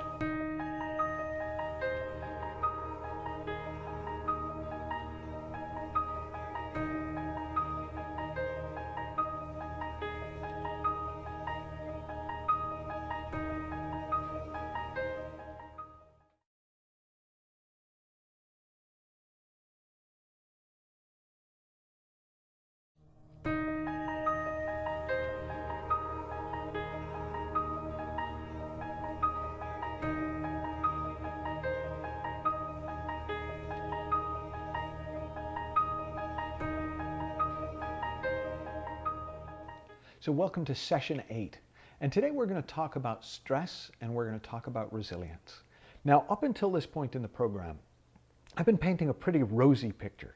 So I've been talking about how when you begin to see that you're living from the inside out, when you begin to see that you're living in the feeling of your thinking, not the feeling of the world, life starts to get simpler. Your levels of performance get higher. Your mind gets quieter. You spend more time in a deeper feeling. You have more access to a deeper wisdom. And that wisdom will guide you into a space where you're able to create results with greater ease than ever before. And even though what you actually create starts to matter less and less, you get better and better at creating it. And we've even now gone into a place where we begin to see we don't even have to pretend to be in charge of the game. We can be like, I don't know if you've ever been to Disneyland, but one of the things I used to love was watching my kids on a ride that it's a little car, but it goes around on tracks. And I'd watch when the kids were young, they would steer so earnestly to try and make the corners because they really wanted to make the corner. And whew, they'd make the corner and they'd catch their breath and then they'd have to do it again. And at some point, they realized that there was an intelligence behind the design and that they didn't have to turn the wheel at all and that things would unfold perfectly even without them having to do all the effort and all the work. And all of that is true. And by now you've probably also experienced you still have ups and downs. You still get caught up in your thinking. You still get knocked off track. You still get lost in thought. Stuff still happens in your life that you don't like and that you wish didn't happen. You know, Sid Banks, who was the guy who discovered the principles that we're talking about throughout this program, he used to say life is a contact sport. And as far as I can tell, that never changes. But what understanding the principles behind the inside-out experience, what understanding the inside-out nature of experience does for us is it gives us better shock absorbers. It lets us take on the bumpy roads of life with a much smoother feeling so that we can travel with a lot more ease, a lot more grace, and a lot more comfort. As one of my mentors, George Pransky, said, he said, the real trick in life is to be able to be graceful with the lows and grateful for the highs. And that's what we're going to talk about in this session, is where stress comes from and how our natural resilience allows us to thrive even in spite of all the stresses and strains that we innocently put upon ourselves through our thinking. So think about stress. The prevailing model in our culture for stress is that stress is like a germ, right? You want to go to work in a difficult industry, there's a lot of stress germs in certain industries, right? There's a lot of stress germs in an ER. There's a lot of stress germs in the financial industry. There's a lot of stress germs in the film industry. You don't want so much stress? Well, go to the country because there's almost no stress germs in the country, right? There's no stress germs by a gentle flowing river. There's no stress germs when you're hiking. Except it doesn't work that way, does it? Because sometimes you're in the middle of nature and you're freaking out. And sometimes you're in a situation that you know other people would find stressful and you're at your absolute best. You're on your game, you're having fun, you're feeling flow, you're loving it. Sometimes you're with your partner and they're freaking out and you're great. Sometimes you're doing absolutely awful and they're doing great. Sometimes you're both freaking out. Sometimes you're both great. What do you make of that? What do you make of the fact that sometimes you can be in a situation that's supposed to be stressful and not experience any stress at all? And sometimes you can be in a situation that's not supposed to be stressful and you can be stressed through the roof. Well, if you've been following along, and I know that you have, then I'm going to guess what you make of it is, well, stress is thought. There are stressful thoughts, and when we think stressful thoughts, we feel stressful feelings. And when we're not thinking stressful thoughts, we don't feel stressful feelings. And the life of a thought is exactly how long you're thinking it. And the second you stop thinking that thought, that feeling's gone. So if you and I were having this conversation and we were in the same room together and there was a chair, the chair I was sitting on, and we left this chair and we left the room and we came back 2 years from now, if the room hadn't been touched, we'd expect the chair to still be here. But if you and I are having a conversation and we're feeling stress and we leave the room, we don't really expect the stress to still be here when we come back.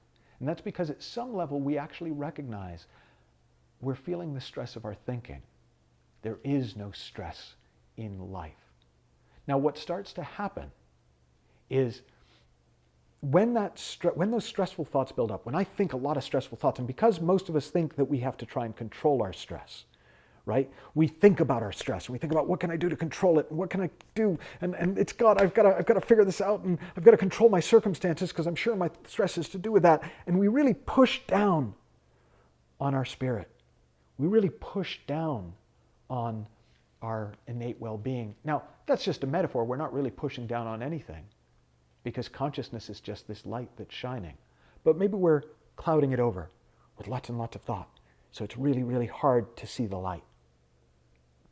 but the light never goes anywhere. The second we stop doing that, the light's still shining just as brightly as it ever was. It's not affected by all the stress that happened in front of it. It's 100% as strong and as pure and as perfect as it was before any of the stress happened. If we go back to our pushing down metaphor, it's like trying to push a beach ball underwater. It doesn't matter how far we've pushed it down or how long we've pushed it. The second we stop pushing, it's going to pop right back up to the surface, because the nature of a beach ball is to float. And the nature of the human consciousness is to shine. And the nature of the human spirit is to soar. And all we can ever do is temporarily cover it over with our stressful thinking, is temporarily suppress it, push it down with our stressful thought. And that's the real gift of resilience, is to recognize that it's not a skill you have to cultivate. It's a description that we have for the natural emergence of the light.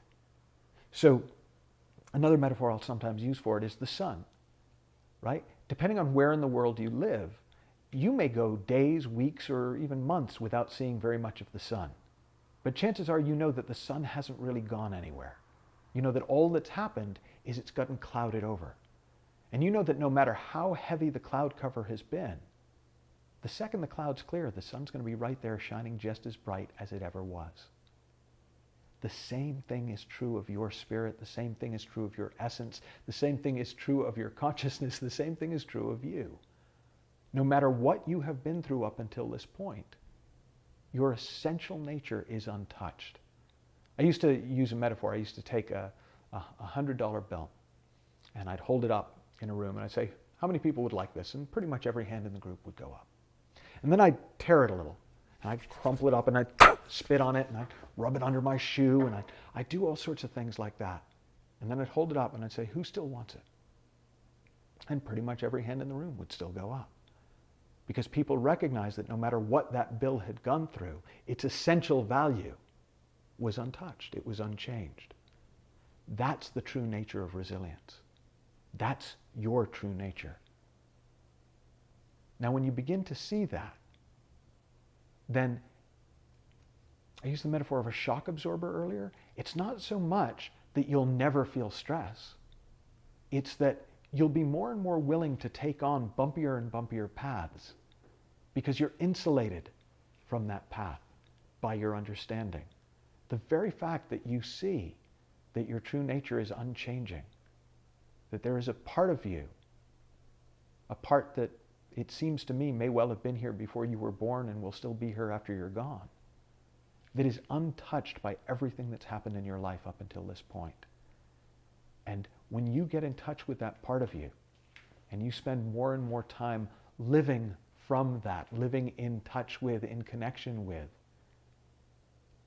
universal consciousness, universal mind, universal thought, you're going to find that you become discouragement proof. You're going to find that you can go through any situation in life, no matter how horrible it would be for other people. And even if in the moment you get caught up and you really struggle and you really suffer, you're going to find yourself not only bouncing back most of the way, you're going to find yourself bouncing back all the way to that same level of joy and innocence and well-being that you had before it ever happened.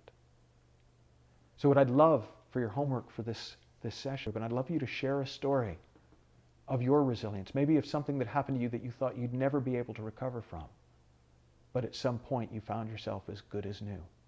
And I really love that phrase because I think it speaks to the heart of this, as good as new. Now, over the next 3 sessions, we're going to do something a little bit different. I'm going to begin to look at some of the, what we might call the applications of the inside-out understanding and the principles behind the human experience. And we're going to look at how that impacts your health and how that impacts your relationship with money and how that impacts your relationships with other people. But until then, have fun, learn heaps, and I'll talk to you soon.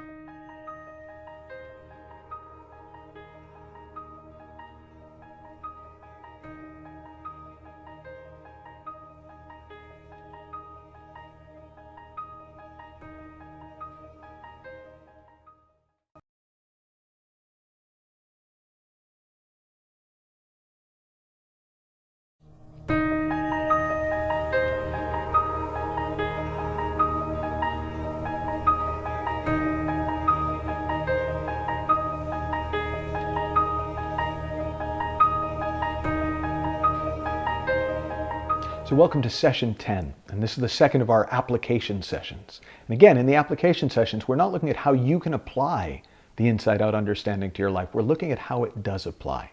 And the second area that I wanted to spend some time with is money.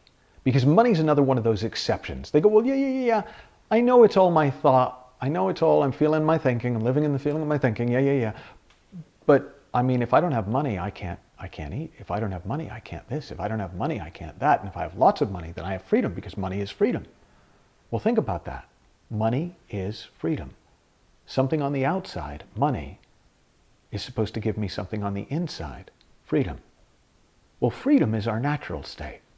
Freedom is what we are until we begin to restrict ourselves with thought. I once worked with a client who had a net worth of $100 million, which seemed like an awful lot of money to me. And I remember thinking, God, wouldn't it be amazing to have that much money? I mean, the security that would bring, the freedom that would bring. I was so outside in around money.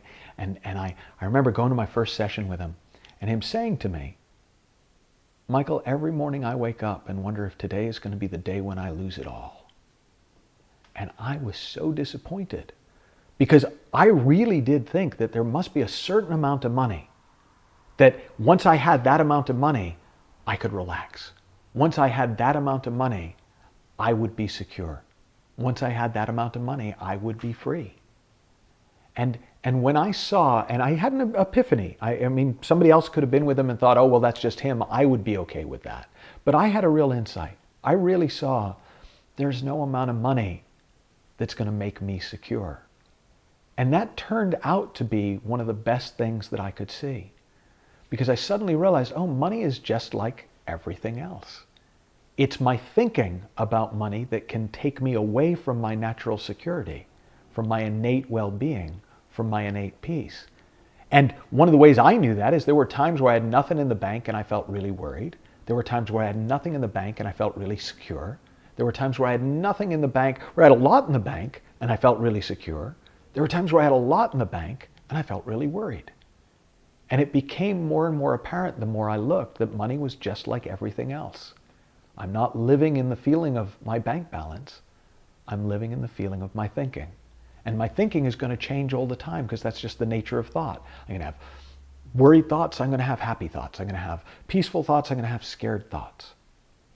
But underneath all that thinking, the light of consciousness, my innate well-being, the simple feeling of being alive, the principle of mind, is always present. And it's sort of like when we were playing with the house's money, when I realized that even with money there's nothing real at stake, then money stops being something that I accumulate for security.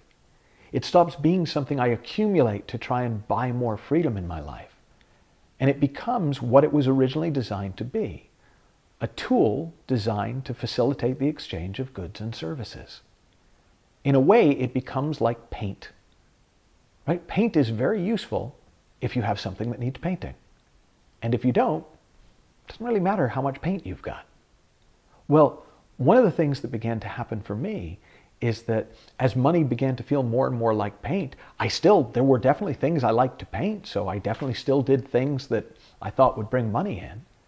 But it was no longer what it had been, which was oxygen.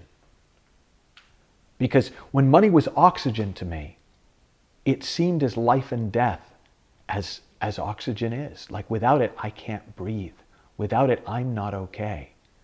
As soon as money became paint, as soon as I saw it has no inherent feeling state associated with it, it's neither stressful nor joyful. It's neither restricted nor free. It's just a tool that I can use for a very specific end. Then I began to be able to be in a clearer state of mind around it. I began to be able to have nothing much on my mind. And as we've talked about in some of the earlier sessions, when you have nothing much on your mind, you tend to be in flow.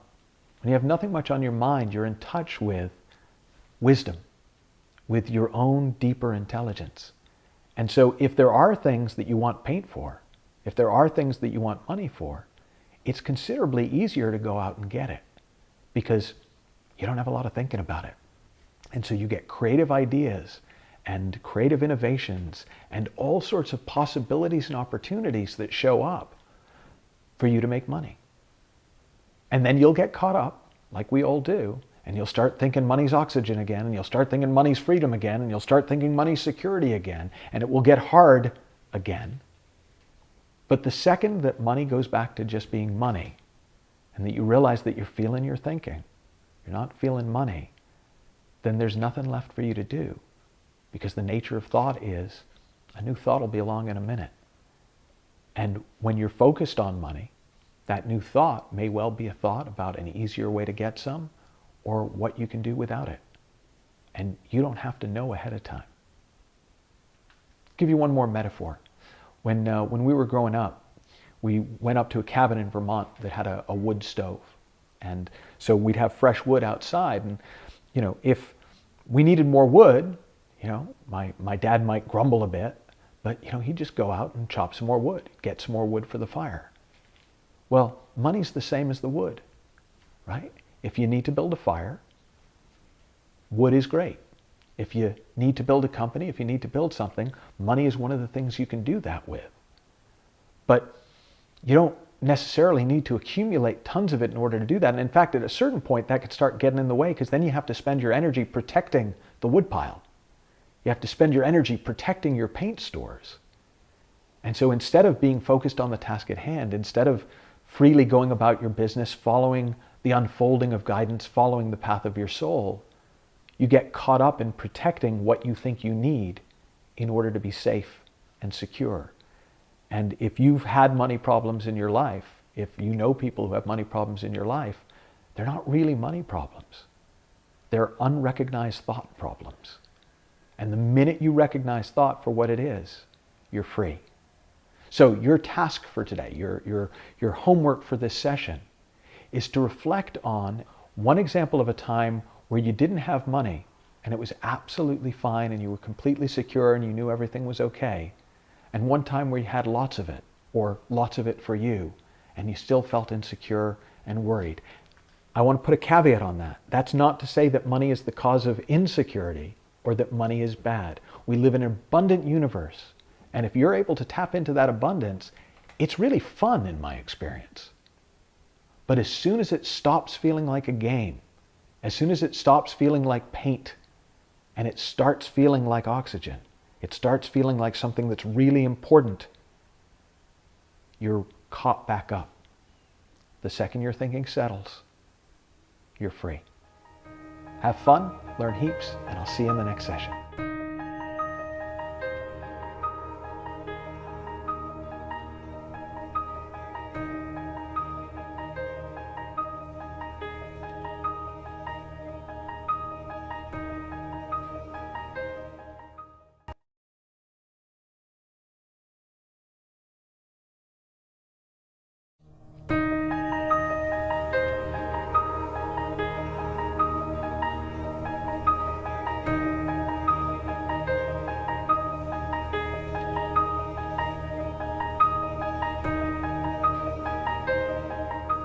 Welcome to session 11, and this is going to be the third of our application sessions. And remember, in the application sessions, we're not looking to see how we can apply the inside-out understanding to our life. We're looking to see how does it apply to our life. We're not looking to go, well, how can I apply mind or consciousness or thought to my life?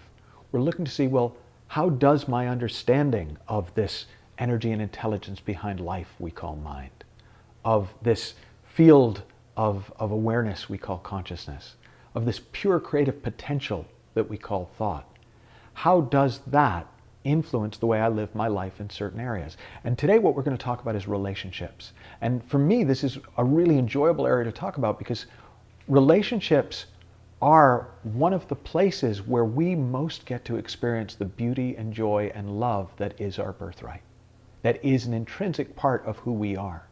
And I would even go so far as to say, one way of thinking about it is, at any moment, you're either in your thoughts or you're in love. You're in the feeling of love, because that's just another description for that feeling of being alive. And the feeling of connection that brings two people together is one of the most beautiful feelings that I know. It's one of the most beautiful experiences that human beings have. But it's also one of the most natural. And where we get confused around relationships, what tends to throw us off our game, is that we think that we're only going to be able to have those feelings of love and connection with certain people, or that we're only supposed to have them with certain people, when in fact, the natural human condition is one of connection. That we naturally are connected with everybody. We are of the same ocean. We are waves in that same ocean. There is no separation between us, except for the separation that we create via thought. Now, some people get really concerned about that. And they go, well, no, I don't want to feel that feeling of connection with everyone, because that would ruin my relationship. If I just fell in love with everybody, then that would start blurring boundaries. Well, there's a difference between the feeling of connection and what you do. And in fact, one of the interesting things is when you start to realize you can feel those deep feelings of love and connection with anyone, you stop thinking that just because you're feeling it means you have to try and make a relationship work with people. Because the truth is, what makes a relationship work is much more to do with how much you enjoy each other's company than it is to do with that feeling of love and connection. And that's why you have the story told again and again and again throughout our culture of people who fall in love and try to make it work, and then they fall out of love, and then they start the whole cycle again, is because we mistake that feeling of love and connection, and we think that's the bit that's special. And so that's the bit that we have to try and build a relationship on the back of, instead of seeing that that's the most ordinary miracle in the world. That without thought, without our own personal thinking getting in the way, we really would be in love with everybody. And that actually that's a very legitimate way to be in the world and to live. And in the same way as most people have, for better or for worse, have had the experience of sex without intimacy, the experience that's on offer here is intimacy without sex. And that's one of the ways that you're able to be in the world in a very loving place and meet the world from an incredibly loving place, but still have the sort of sacred joy of a special relationship, of special bonds with certain people. And I'm not telling you how to live your life. You're going to figure out how to live your life. I'm just kind of pointing to what's possible. Now, one of the things I just mentioned is, well, in an inside-out world where love and connection are natural, those are no longer the reasons for our relationship. Why do we relate with certain people over other people? Well, it might be in a business kind of a relationship because there's something that we're trying to do together. We're focused on the same end. But in a loving, intimate relationship, it's usually because we enjoy each other's company. And when we see that that's the basis of our relationship, the possibility of a very different kind of relationship to the one that most people are used to opens up. And it's what my mentor, George Prancy, calls a maintenance-free relationship. And the metaphor that I love for this is, imagine that you're in an old house with a beautiful fireplace. And you decide you're going to spend a wonderful night with your beloved by the fire. So you crack open a bottle of wine and you're by the fire and it's roaring and it's beautiful. And you can just feel just a little breeze on the side of your neck. And you kind of look over and you can see that there's a window that isn't quite shut properly. So you tell your beloved, just wait here. I'm just going to go take care of that. And you go over and you go to shut the window and you realize it's a little warped, and that's why you can't shut it, because of the rain that has been going on outside. So you think, well, you cast a glance back to your beloved and back to the fire, but you think, you know what, I'm just going to go take care of this. So you go down to where your tools are so you can get a file so you can file down that window. And you notice there's another window down the hall that's kind of broken that you think, I really ought to tape that over because I'm going to get caught up. So on your way to get your file, you also get the tape. And then when you get down there, you see, boy, there's the door. I was going to put the draft excluder under the door to kind of stop the draft. And you know what? I'm going to be able to enjoy being by the fire so much more when I get this all taken care of. And so you take care of the draft and you patch the window and you go back and you file down the original window and you get it fitting just right. And you look back and the fire's gone out and your beloved is gone. Well, that's what happens when we start to think that the details of our relationship are more important than the feeling of connection in our relationship.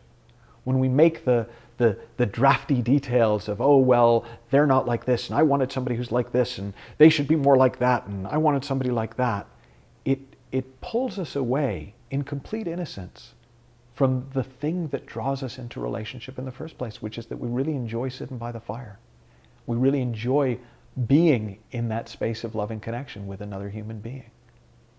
And when you start to recognize that's why we're here in the first place, then when you do find yourself getting caught up in thoughts like, oh, I need to change this person, or I'm going to be much happier when this person changes, it becomes like one of those rumble strips we talked about earlier in the program that just lets you know, oh, I fell for it again.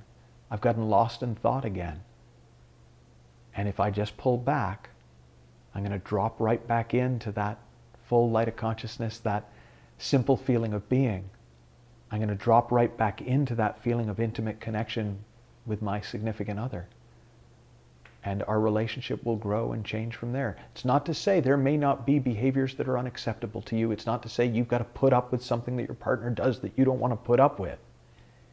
It's just to say that if you allow your relationship to be about what it really is about, which is resting in intimate connection with another human being and enjoying their company, the details have a wonderful way of taking care of themselves.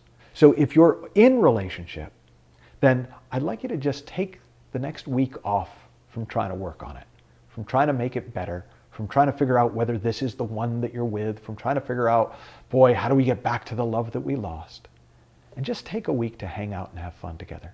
And just enjoy each other's company. And if you're not in a relationship, then what I'd like you to do is just notice that when you show up to another human being without too much on your mind, that feeling of love and connection tends to show up with you.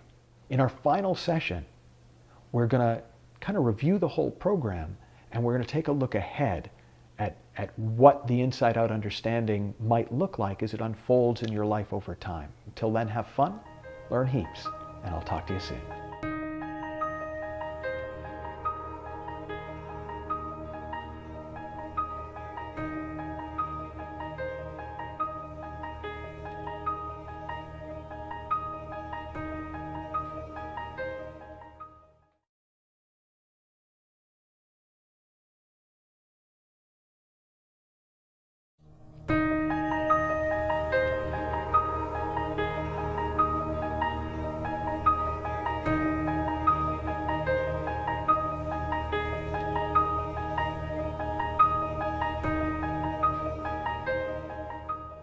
Welcome to the final session of Living from the Inside Out. I hope you've loved the program. And what I want to do in today's session is I want to review some of the key points that we've made throughout the program. I want to share an analogy with you that'll give you a sense of how this process tends to unfold for people over time. And I want to encourage you to stay in the conversation going forward. And so let me begin by just kind of reviewing the key points. This entire program is really about one idea. And it's not that we have a choice as to whether we live from the inside out or live from the outside in. It's that we are already living from the inside out all the time, and we have been from the moment we were born. That we have been living in the feeling of our thinking, but we've spent much of our life thinking that we were living in the feeling of the world. And that one simple misunderstanding is underneath almost every problem that you've had in your life. Every problem that you've had with other people, every problem that you've had with your business, every problem that you've had in terms of your experience of being alive and trying to make your life better, the reason that it hasn't worked out for you the way it would, and your life may be wonderful, but the reason that it hasn't been all that it could be wasn't because you're broken, it wasn't because there's something wrong with you. It's because chances are you were operating under a false assumption, from a false idea, from the idea that somehow the world outside you could create your experience of life. And when you begin to go through life seeing the truth of it, and I hope you have begun to see the truth of this for yourself now, that our experience is always being created from the inside out. We have thought, and those thoughts are brought to life by consciousness, and the whole game is catalyzed into reality with the power of mind. And we experience life as if it's really happening. But like that train that scared the heck out of those people in Paris all those years ago, when you begin to see what's really going on behind the scenes, life just gets a lot less scary. And your ability to maneuver through life gets a lot more fluid. And so we talked about performance. We talked about how when you kind of open up to the intelligence behind life and you let that wisdom guide you, and you spend more and more of your time online, more and more of your time in those high performance flow states, life unfolds with a kind of a beauty and ease that you probably have only experienced in rare moments up until now. And it's not that that wasn't always available. It's just, it didn't look like it worked that way to you. And we looked at sort of how that might play out in your health and how that might play out around money and how that might play out in relationships.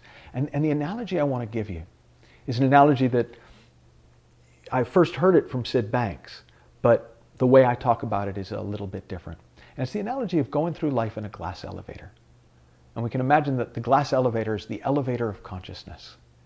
And when you're on the ground floor, all you can see is what's in front of you. Everything looks real. And sort of the ground floor of the elevator of consciousness is what we might call the idea of an objective reality.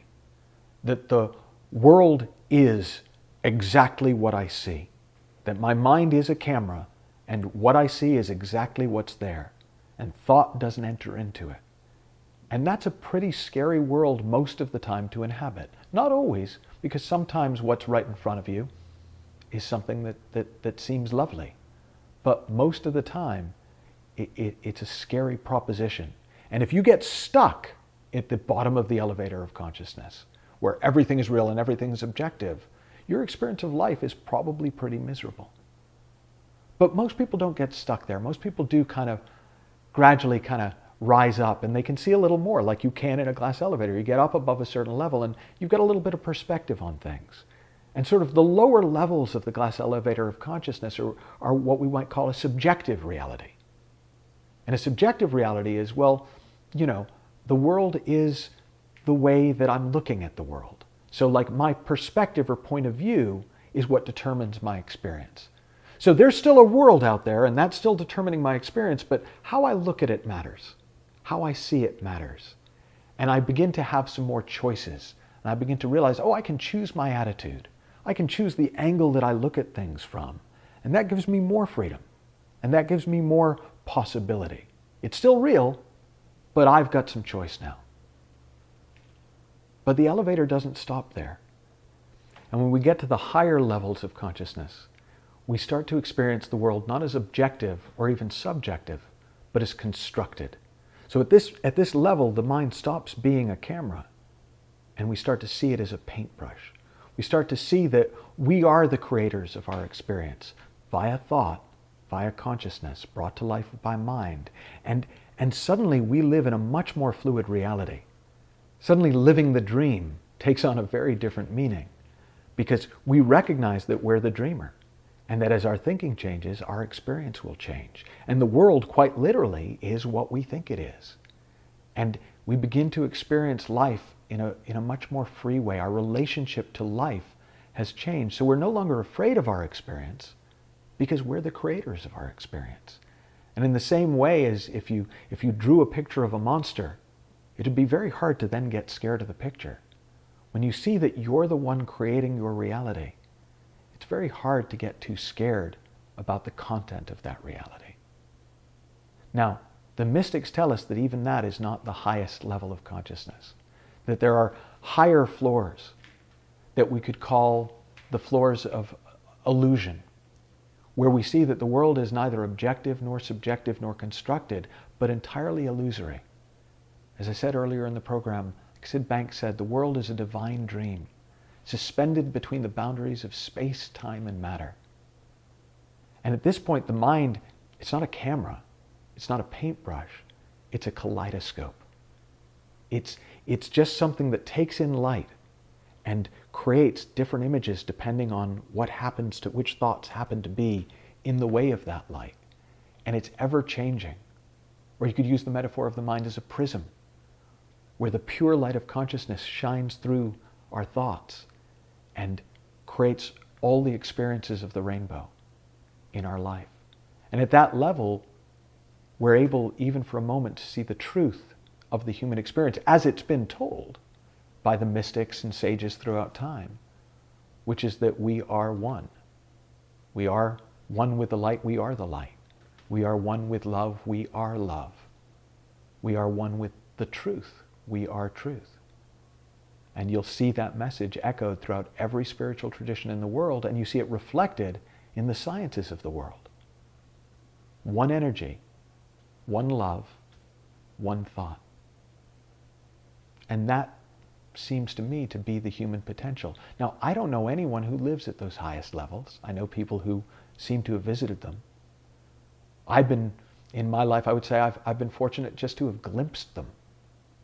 But the interesting thing is, even one glimpse of eternity is enough to change your life when you look back and look into the world that we live in on a day-to-day basis.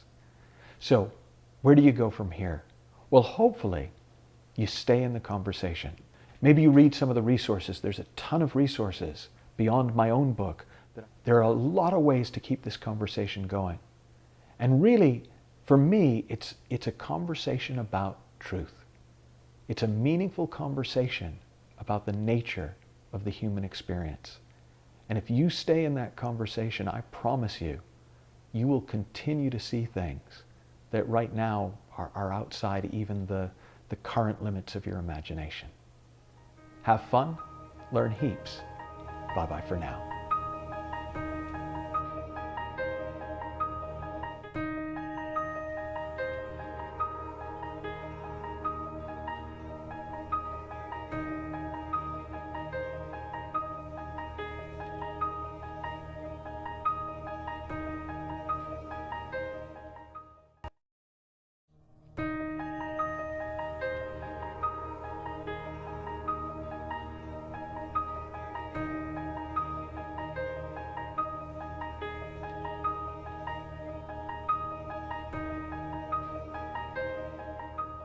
Welcome to session 9, and this is the first of 3 sessions that we could call applications sessions. But I don't mean applications in quite the way you've probably thought about it before.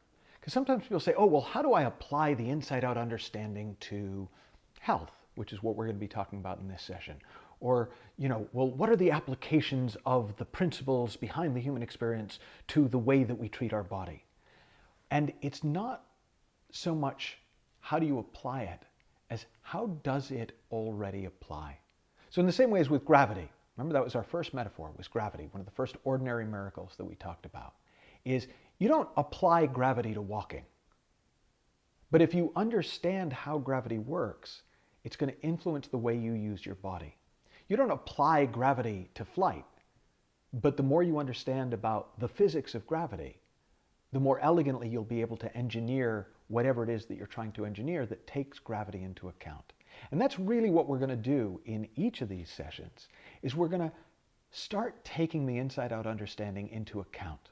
We're going to start taking the principles of mind, consciousness, and thought into account as we look at bits of our life that many of us have just sort of taken for granted that things work a certain way. And the first one I wanted to do that with is health. And the reason that I chose health first is because for a lot of people, this is their exception, right? Remember I said that when I first sort of looked at the inside-out understanding, I got to the point where I was 99% inside out, but 1% outside in. Well, for a lot of people, that 1% is health, is the body. They go, well, yeah, no, I know I'm mostly living in the feeling of my thinking, but what about hormones? Huh? I know I'm mostly living in the thinking, but what about when I'm tired? I know I'm mostly living in the feeling of my thinking, but what about, my brain chemistry?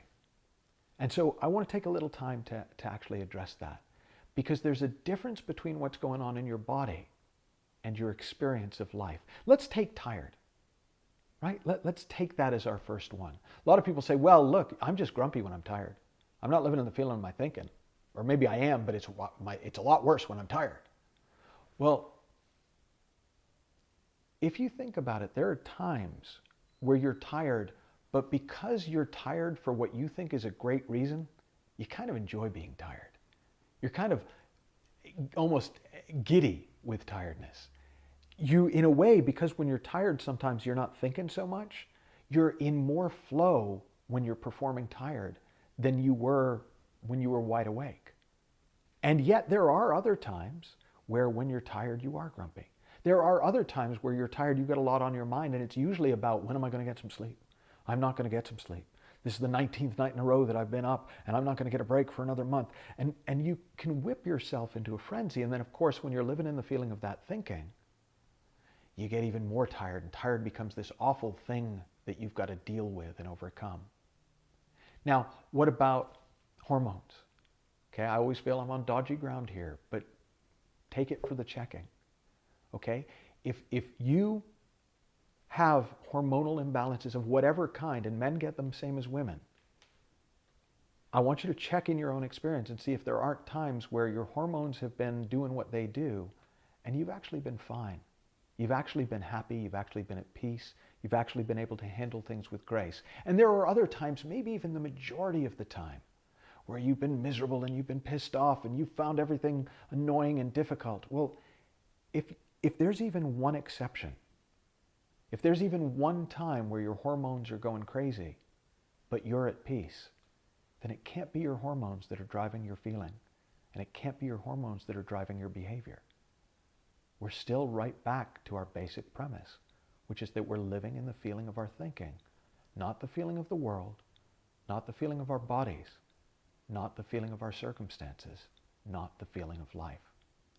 Well, what about brain chemistry? Well, as it happens, I can talk from personal experience because I grew up with some very dodgy brain chemistry. And in fact, I got to one point in my adult life where I had an onset of depression, which I actually found very interesting because even though my mind was sluggish and my body was sluggish, I wasn't having a terrible time like I had when I had depression when I was younger. And I went to a doctor, and they now do neurotransmitter tests where they could actually measure levels of serotonin production in my brain and other neurotransmitters and dopamine. And my levels on the test were 1/3 of the bottom of healthy. And I actually was kind of embarrassed, to be honest, because I teach this stuff and I understand the principles and I understand the inside out. And I said to the doctor, boy, I feel a bit of a fraud. She said, why? She said, well, I teach about this understanding of the human experience and how our experience isn't coming from our circumstances, it's coming from thought. And yet, look at my brain chemistry. And he said, no, whatever you're doing must be brilliant because you should be dead.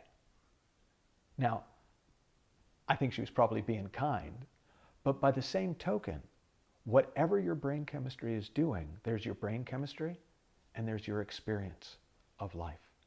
There's your hormones and there's your experience of life.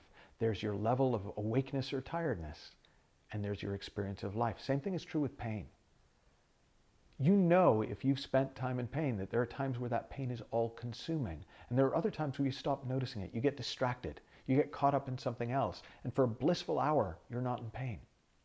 And then suddenly, the pain comes again. And yeah, it fills your consciousness. And that thought of pain, because pain is the thought that's in your consciousness, that's what you feel.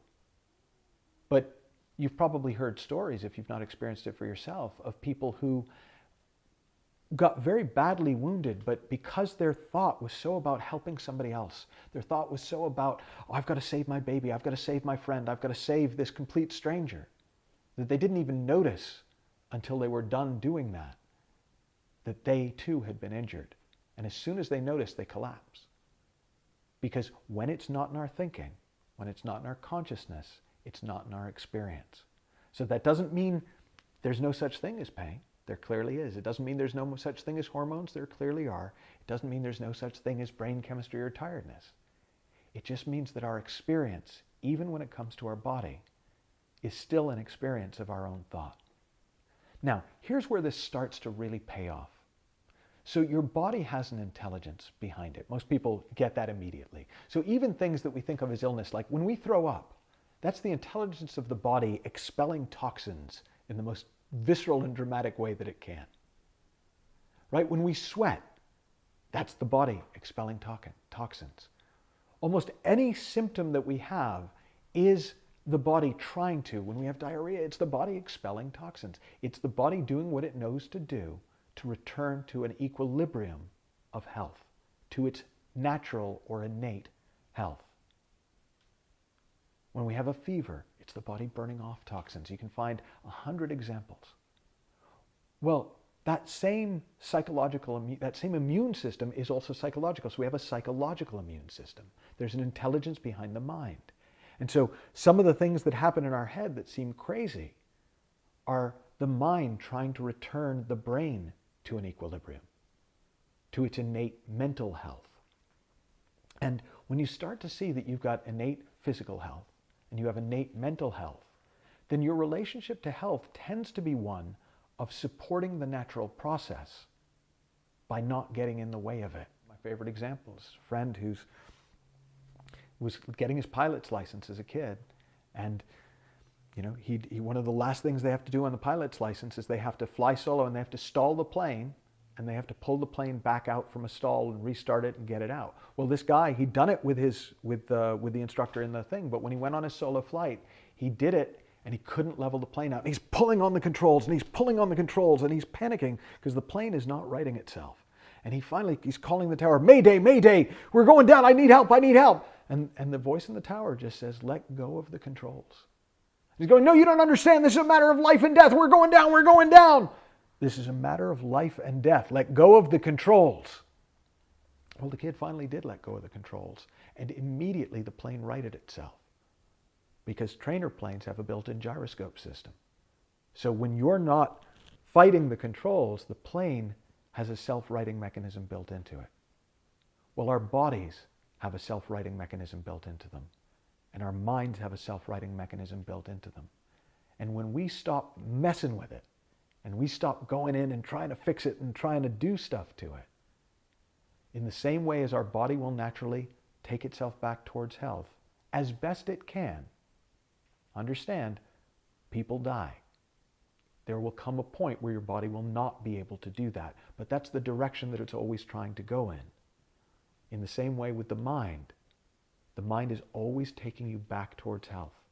It's always taking you back towards an innate place of peace, of well-being, and of clarity. And from that place, something really cool happens. That actually assists the body in that self-healing process. So the more that we rest in our own clarity of mind, the more the body is able to do its work in the best possible environment. And again, that doesn't mean it's always going to win, but it tilts the odds in your favor.